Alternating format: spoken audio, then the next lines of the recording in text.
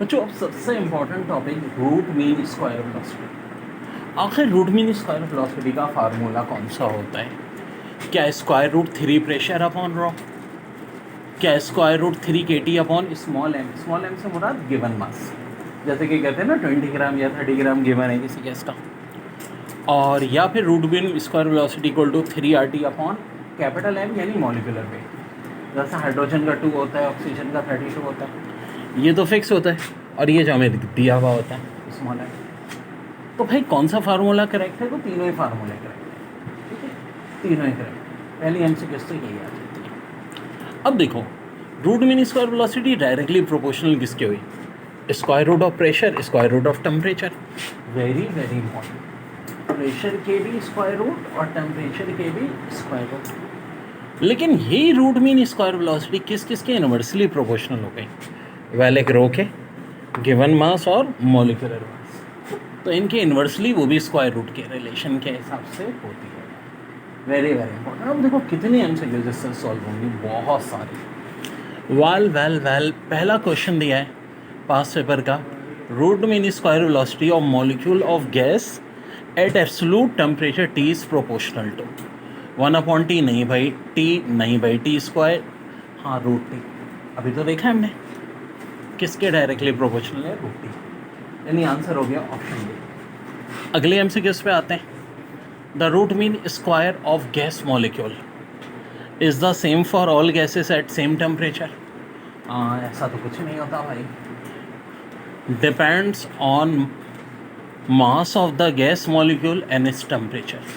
हाँ यार ये बात बिल्कुल होती है, क्योंकि देखो टेम्परेचर पे भी डिपेंड करती है, डायरेक्टली प्रोपोर्शनल है, और मास के इन्वर्सली प्रोपोर्शनल है। तो ऑप्शन बी इज करेक्ट। लेकिन चलो बाकी भी देखते हैं। सी में है is independent of density and pressure of gas. ना इंडिपेंडेंट का है, डिपेंड करती है तो, और यहाँ इन्होंने इंडिपेंडेंट का लग लिया। अब इंग्लिश भी होनी चाहिए ना, इंडिपेंडेंट या डिपेंडेंट का फ़र्क पता हो।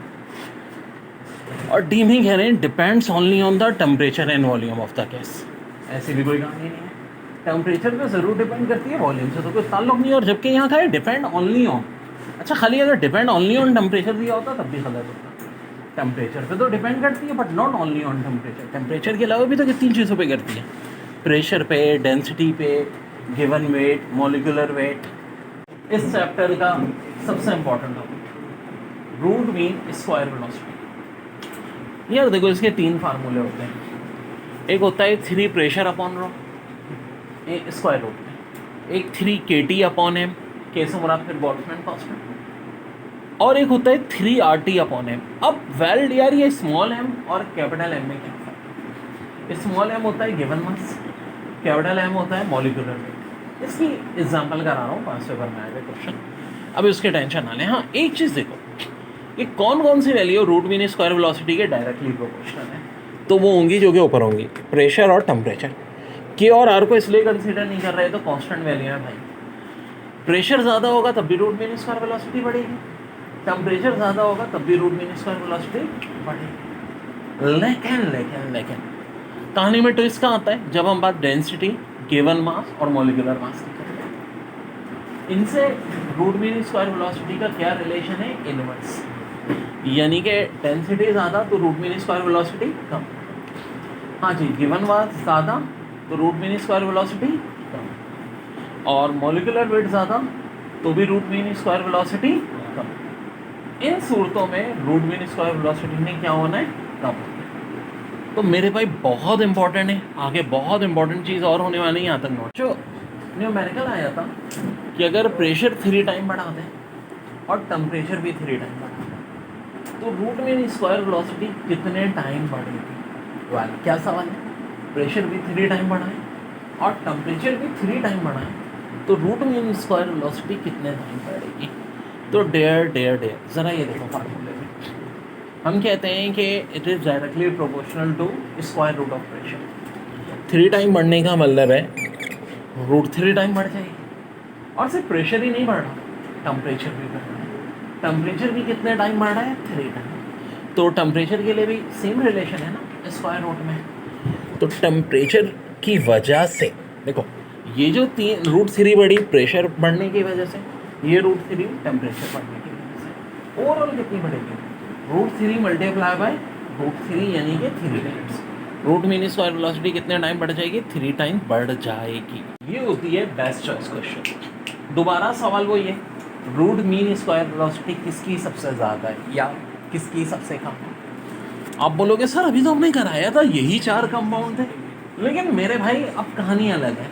अब क्या मौजूद है इनके साथ? गिवन मास, यानी कि अब बात इसकी नहीं हो रही, इसकी हो रही है। हम मॉलिक्यूलर वेट नहीं देखेंगे बल्कि क्या देखेंगे? गिवन मास देखेंगे। हाँ, गिवन मास ना दिया होता जैसा कि पिछले क्वेश्चन में था, सिर्फ कंपाउंड दिया होता है तो हम क्या देखते हैं? मॉलिक्यूलर। यही तो खेल है। हीलियम का 17 ग्राम,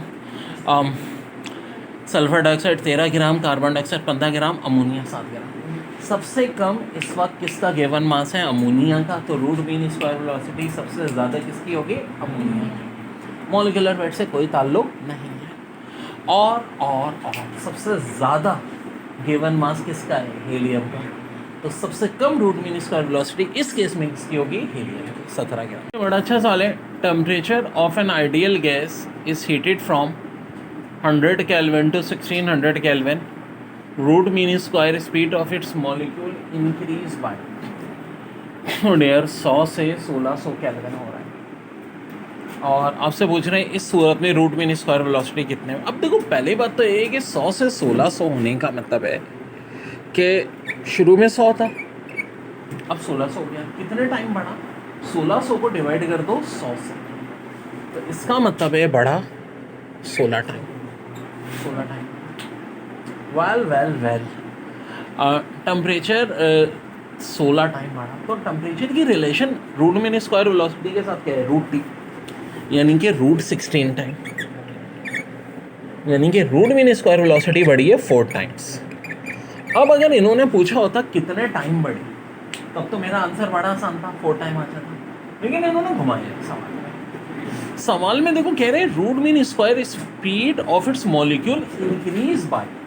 अच्छा, ये भी नहीं पूछे कि कितनी हो गई, कितने % इंक्रीज हो, ये पूछ रहे। वेल अब देखो, थोड़ा सा दिमाग, बायो वाले खास तौर पे 4 टाइम बढ़ने का मतलब क्या होता है कि अगर वैल्यू 1 है तो कितनी हो गई? 4। यानी कि % में आपको पता है 100% स्टैंडर्ड होता है, 100% से कितनी हो गई? 400%। लेकिन वर्डिंग पे गौर करो, आपको वर्डिंग में कह रहे हैं root mean square velocity of its molecule increase by. ये नहीं पूछ रहे कितने % हो गए, ये पूछ रहे हैं कितने % इंक्रीज हो। 100 से 400 होने का मतलब है कितने % इंक्रीज हो रही है? 400 में से 100 माइनस करो, 400 में से 100 माइनस करो, भाई 100 से कितनी हो गई? 400। इसका मतलब इजाफा कितने का हो रहा है भाई? 300 का।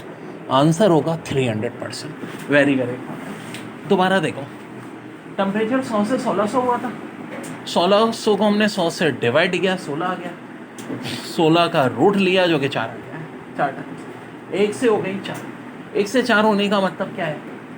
100% से 400%, 100% से 400%, तो इजाफा कितने % का हो रहा है? 300% का। ये मेरा आंसर हो जाएगा 300। बच्चों, सेल्फ करने वाला question, temperature of an ideal gas is heated from 100 to 900 Kelvin, root mean square velocity of its molecule increase bye.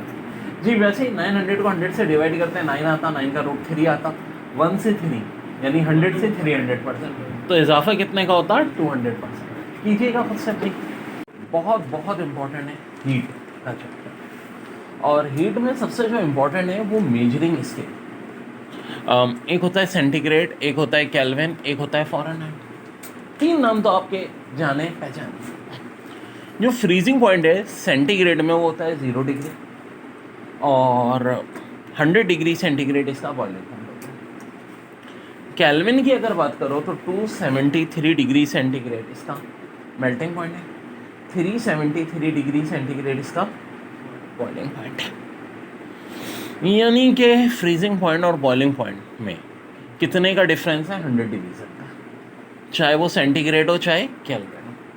लेकिन फ़ारेनहाइट में ऐसा नहीं। फ्रीजिंग पॉइंट 32 है और बॉइलिंग पॉइंट कितना है? 212। और ऐसा अगर है तो इसका मतलब है डिवीज़न में कितने का फ़र्क है? 180 का। फ्रीजिंग और बॉइलिंग पॉइंट के डिवीज़न में टोटल कितने डिवीज़न आ रहे हैं? 180।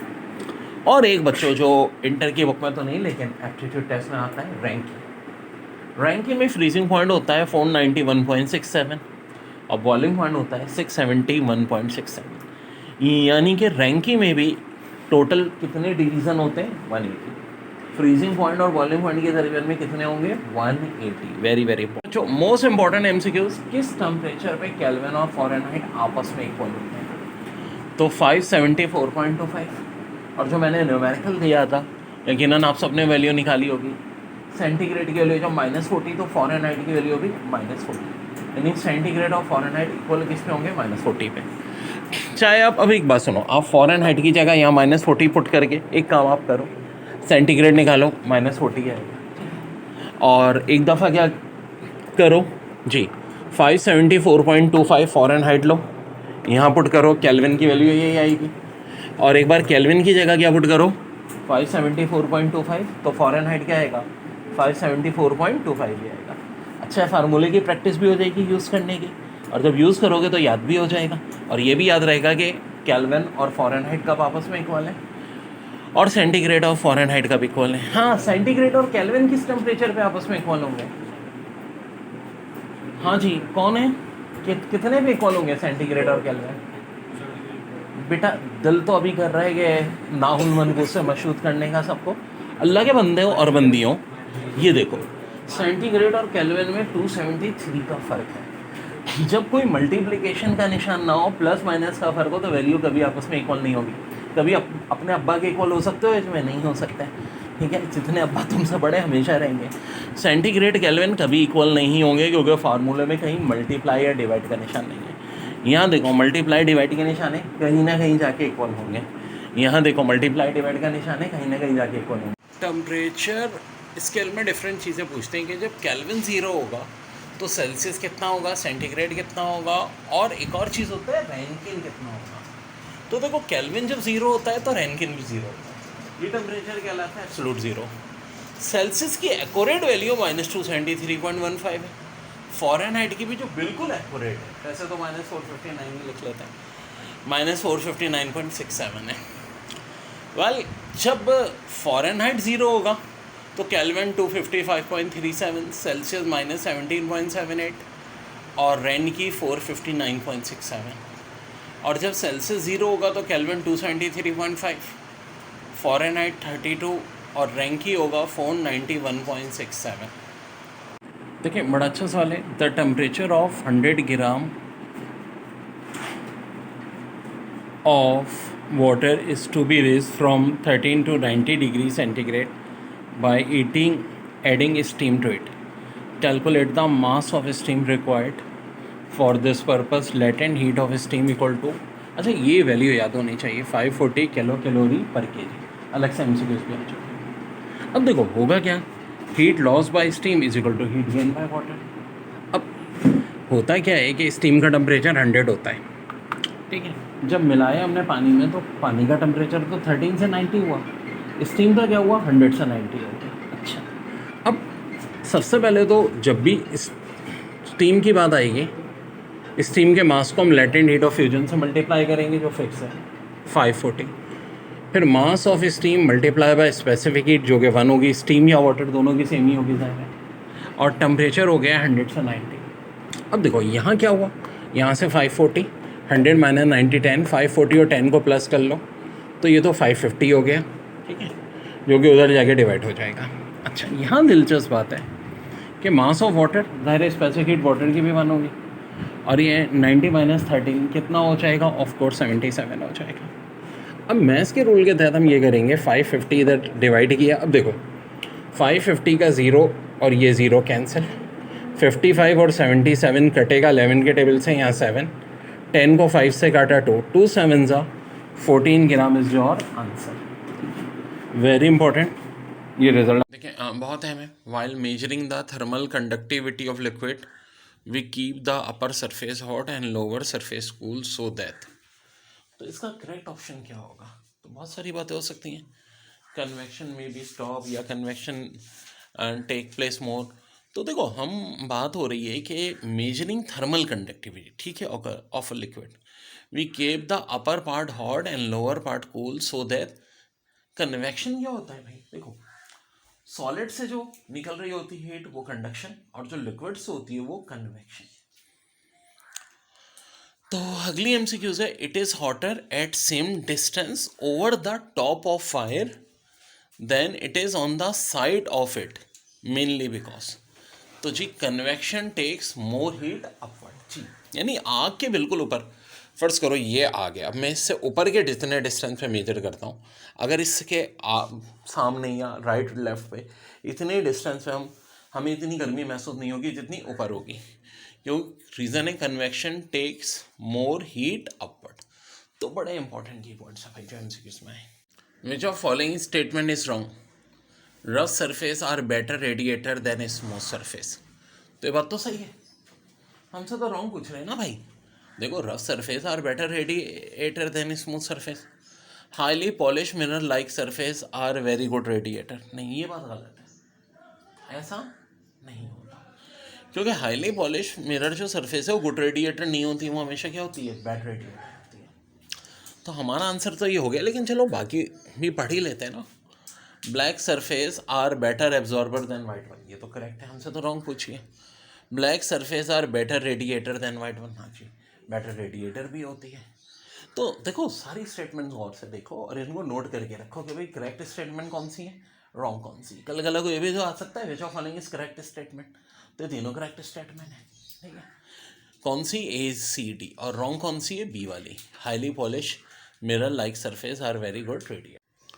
देखिए at constant volume temperature is increase then collision on wells will be less, number of collision per unit time will increase।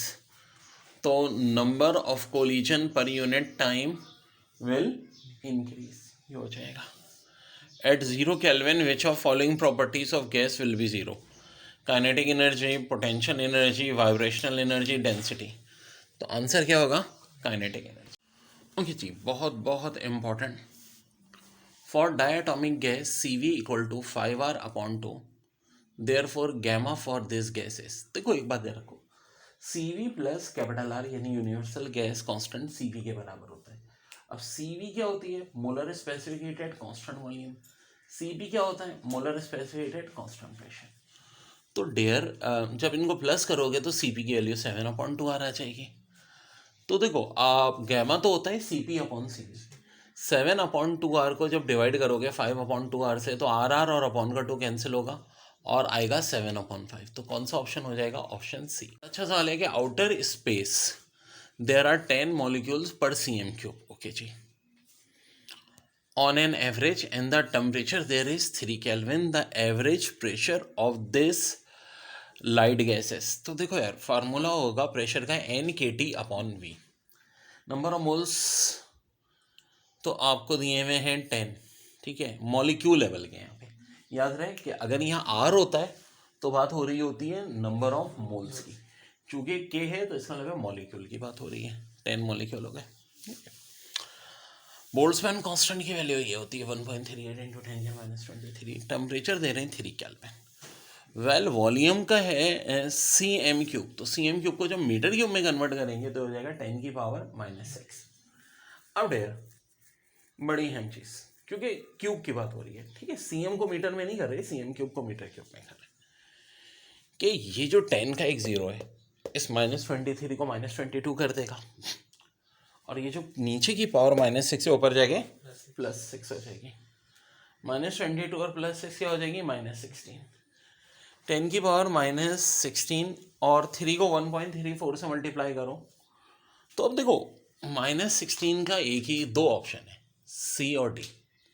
अब अंडरस्टूड है कि देखो 10 या -16 तो है, 3 को और 1.38 से मल्टीप्लाई करेंगे तो 0.4 तो नहीं हो सकता, समथिंग 4 पॉइंट समथिंग होना चाहिए, ठीक है। ज़रूरी नहीं क्या बैक रेट निकालो, साफ दिख रहा है कि 3 को 1.38 से मल्टीप्लाई करेंगे तो 4 पॉइंट समथिंग कुछ आएगा, तो एक ही ऑप्शन है 4.14 × 10⁻16 पर मीटर। बच्चों देखो पास पेपर्स की MCQs जो हैं वो की पॉइंट की सूरत में, मैंने कहा इसकी टेंशन ना लो, जितने MCAT DCAT भाई कहीं के भी हुए एक एक MCQs को हमने कवर करते हुए जाना है, पूरा पोस्टमार्टम करते हुए एक एक टॉपिक का, जैसे कि हीट के चैप्टर का पोस्टमार्टम, ठीक है। The ratio of specific heat capacity to molar heat capacity of a body. अब देखो बहुत सारे ऑप्शन दिए हैं, depend on molecular weight of body correct option है। क्यों? क्योंकि देखो ratio of specific heat capacity to molar specific heat capacity body depend किस पे करती है? मॉलिक्यूलर वेट कितना है बॉडी का।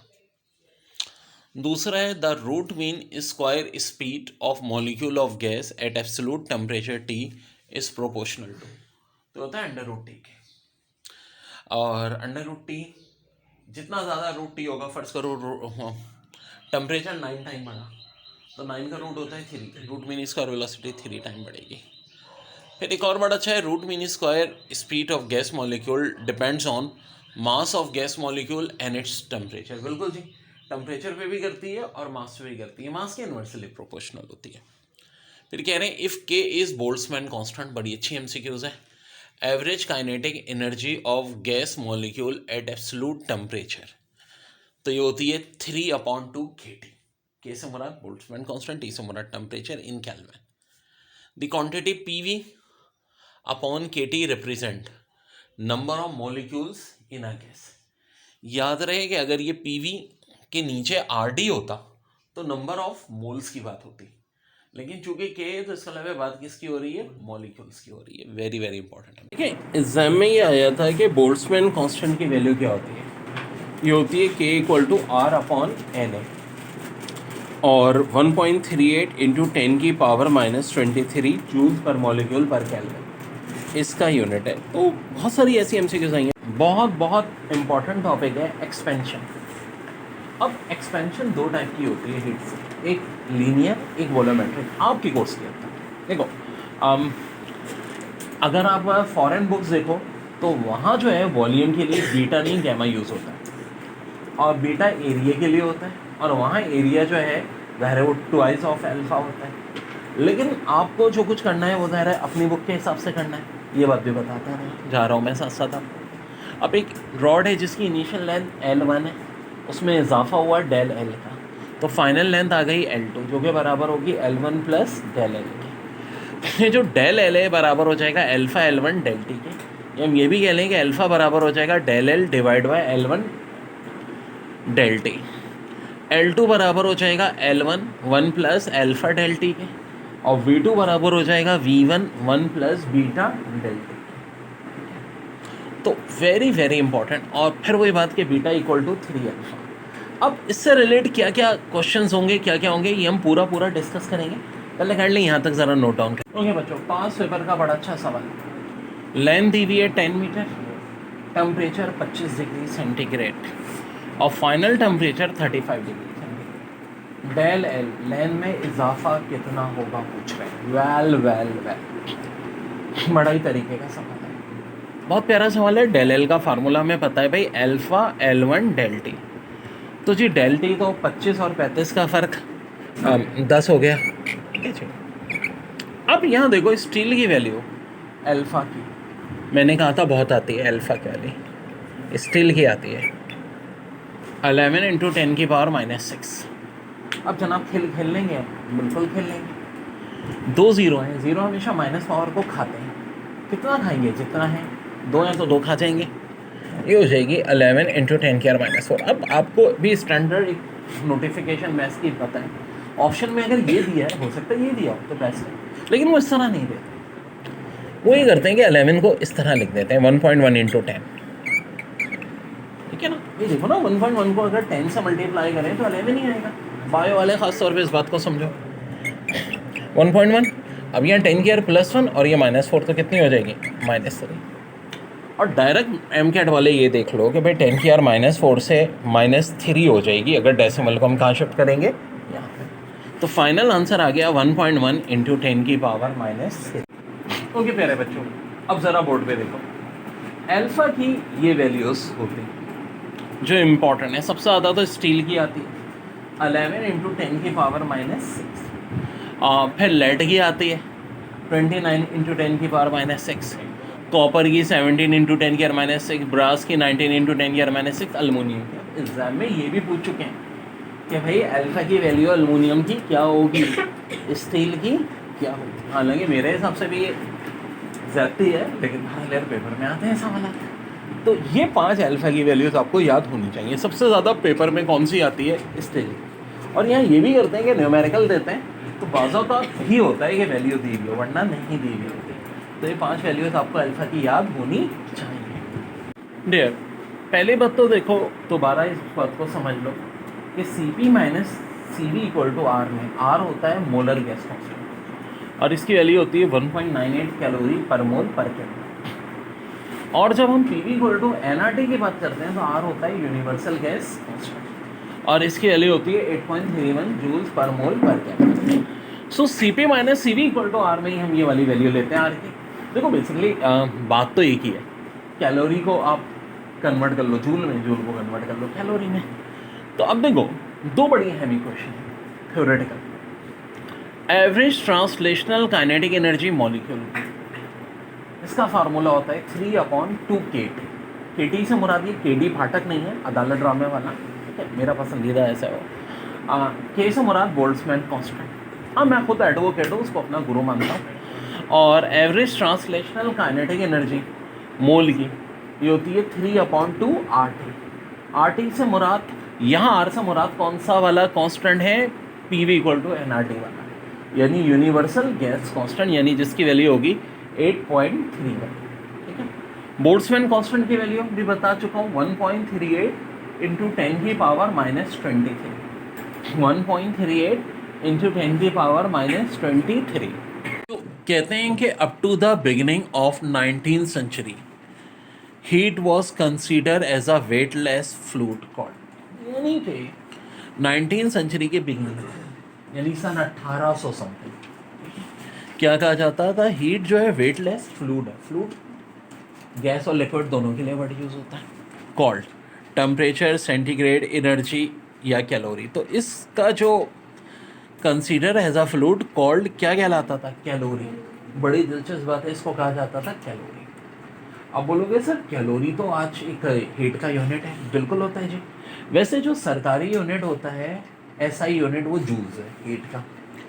और हीट के डायमेंशन बहुत पूछते हैं, ml स्क्वायर T-2।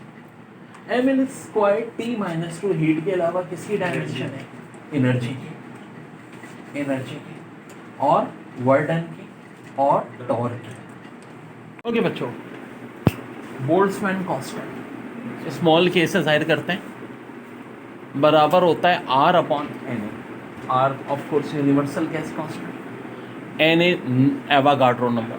अब देखो एग्जाम में इसकी इंपॉर्टेंट क्या है वैल्यू, न्यूमेरिकल वैल्यू 1.38 इंटू 10 की पावर -23।